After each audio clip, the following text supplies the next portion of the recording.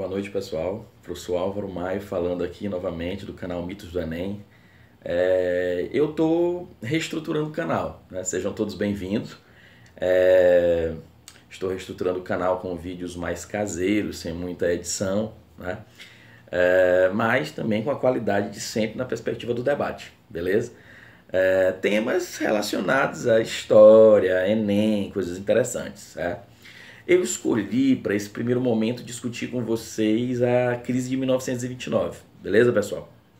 Bem, nesse primeiro vídeo aqui que eu estou fazendo, eu quero discutir com vocês, no caso, primeiro, né, uma introdução, no caso, e mostrar que essa crise de 1929, ela meio que ela foi produzida pelo próprio crescimento norte-americano e pela própria estrutura econômica, estrutura financeira dos Estados Unidos, certo? Só para dar um exemplo para vocês, a economia americana no começo do século XX, em perspectiva do seu sistema financeiro, e o que é o sistema financeiro, pessoal? São os bancos. Era um sistema financeiro totalmente fragmentado, ou seja, os Estados Unidos tinham milhares e milhares e milhares e milhares de pequenos bancos. Quando a economia começou a entrar em parafuso, é natural. Você fica sabendo que os bancos estão quebrando. Você tem dinheiro num banco pequeno na sua cidade, na sua região, aqueles bancos regionais. O que você faz? Você vai lá naquele banco e saca o dinheiro, né? E aí você vai ter o quê? Você vai ter uma escalada de falências. Chega em determinados momentos ali, no comecinho da década de 30, né? A crise vem ali em 29, mas no começo da década de 30 é extremamente catastrófico. Numa média de praticamente 40 falências por dia, né? E esse sistema extremamente fragmentário vai ser um dos fatores que vai levar a essa crise. Bem, mas como falando em crise de 29, nós temos que lembrar que a crise de 29 remete a quê? Remete à economia mundial, né? Temos uma crise, por exemplo, em 2006, em 2007, 2008, também nos Estados Unidos da América, mas temos várias outras crises mundiais. Agora, a crise de 29 ela foi catastrófica, ela tem características e ela tem consequências extremamente complicadas no globo inteiro. No Brasil, por exemplo, isso vai, de certa forma, alterar a forma como se trabalha a economia ali no início da era Vargas, certo? Na Europa você tem, a crise de 29 está atrelada, por exemplo, à ascensão, por exemplo, de Hitler na Alemanha, ao surgimento de regimes totalitários, porque leva a Europa a mergulhar, no caso, numa crise violentíssima. Então a crise de 29 ela tem consequências realmente gigantescas para o globo inteiro, né? Não só para os Estados Unidos, onde também foi catastrófico, onde os Estados Unidos inclusive precisa alterar um pouco a forma de pensar a economia, né? Vindo uma perspectiva de uma escola liberal muito forte, e você tem o surgimento ali de um modelo intervencionista, né?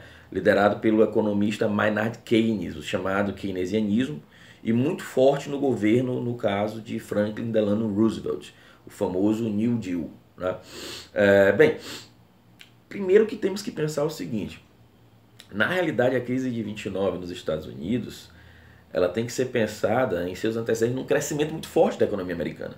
E esse crescimento não está relacionado apenas à Primeira Guerra Mundial. Na realidade, os Estados Unidos vinha crescendo desde o século XIX, desde a chamada conquista costa a costa, do imperialismo interno norte-americano, do surgimento de várias cidades na região oeste, numa economia interna cada vez mais fortalecida, no descobrimento de ouro, das estradas de ferro, o próprio Fordismo, uma economia poderosíssima que conseguia, inclusive uma questão interessante sobre os Estados Unidos. Os Estados Unidos conseguia importar pouco, muito pouco, tinha uma economia muito autossuficiente, então conseguia importar pouco e exportar muito, tendo um superávit gigantesco, né? Esse superávit vai levar os Estados Unidos a começar, só para vocês terem uma ideia, a exportar capitais. Chega um determinado momento da economia americana, pós Primeira Guerra Mundial, por exemplo, que os Estados Unidos já começam a ter determinados reflexos de crise. Importante é que entre 1921 e 1922, você vai ter uma crise que precede a crise de 29. Também com dados interessantes, com a deflação, com diminuição da economia, certo? Só que essa crise ela conseguiu ser superada, né? Mas naquele momento, o que os Estados Unidos começam a fazer? Começa a importar capitais, exportar capitais, muitas das vezes financiando sua produção.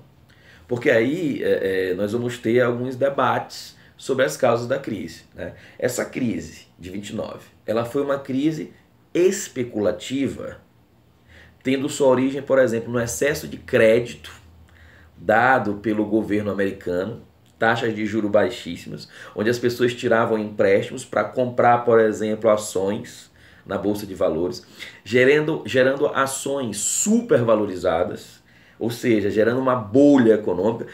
Se usa o termo jogar na Bolsa, ou seja, você comprava ações e tinha certeza de que elas iriam valorizar, então você teria lucro. Então as pessoas praticamente se viciaram em jogar em ações.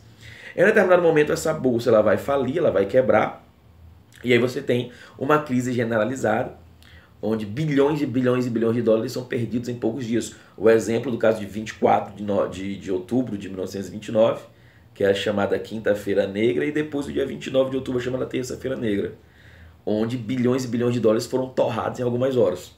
Beleza? Então, essa crise ela foi especulativa ou ela foi uma crise de superprodução? Né? Ou seja, a economia americana produziu. Os Estados Unidos já era uma potência industrial antes da Primeira Guerra Mundial, mas a Primeira Guerra Mundial potencializou a industrialização dos Estados Unidos, o comércio norte-americano, a agricultura norte-americana, a produção chegou a um nível fantástico, mas a Europa naturalmente se recupera, no caso da Primeira Guerra Mundial, e você vai ter aí, no caso, um desequilíbrio entre a produção norte-americana crescendo constantemente e a demanda no mercado internacional, né? Ou seja, economias reestruturadas vão importar menos. Para onde vai o produto? Ou seja, você tem muito produto, a procura diminui, você tem uma crise de superprodução. Naturalmente os preços caem e as empresas começam a ter problemas, vão começar a falir, vão começar a demitir, e isso vai ser um problema. E ainda tem uma terceira análise, que para mim na realidade é fruto desses dois processos, que é pensar a crise de 1929 nos Estados Unidos como uma crise de subconsumo. Ou seja, o que levou ao American Way of Life, o que levou ao consumismo norte-americano, o que levou aos loucos anos 20 nos Estados Unidos. Né? Interessante, só um recorte, é que esse grande momento de consumo está ligado também ao surgimento, por exemplo, da propaganda, do outdoor, né? Da propaganda, e aí você vai ter um consumo exagerado, um consumo muito forte nos Estados Unidos. Ou seja, toda a riqueza estava ligada ao consumo. E quando vem essa crise, o que acontece naturalmente? O poder de compra do norte-americano cai drasticamente. Quando esse poder de compra cai drasticamente, você tem o quê? Você tem uma crise de subconsumo. A característica principal dessa crise é a deflação, ou seja, a diminuição dos preços, naturalmente a diminuição dos salários também. As pessoas compram menos, ganham pouco, compram menos. Naturalmente as empresas vão ter problemas e você vai ter, como eu disse, falência, desemprego. Então você tem três análises. Uma crise especulativa, uma crise de superprodução, uma crise de subconsumo. Beleza, galera?